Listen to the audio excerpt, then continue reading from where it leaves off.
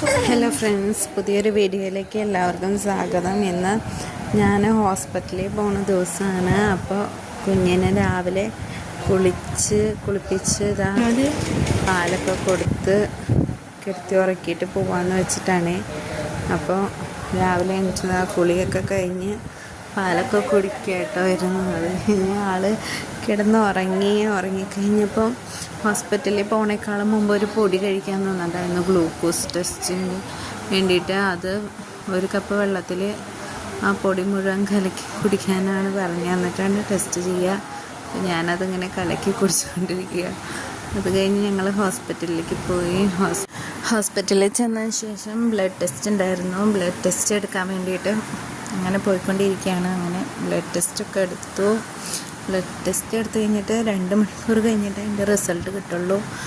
അത് കഴിഞ്ഞിട്ട് സ്കാനിങ്ങും കൂടി ഉണ്ടായിരുന്നു. അനോമലി സ്കാനിങ് ആയിരുന്നേ. അങ്ങനെ സ്കാനിങ്ങൊക്കെ കഴിഞ്ഞപ്പം ഫുഡ് കഴിക്കാൻ പോയി.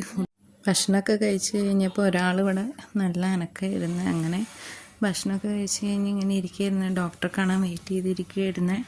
ഡോക്ടറൊക്കെ കണ്ടു, കുഴപ്പമൊന്നുമില്ല എന്ന് പറഞ്ഞു. അങ്ങനെ വീട്ടിലേക്ക് തിരിച്ചു പോയി.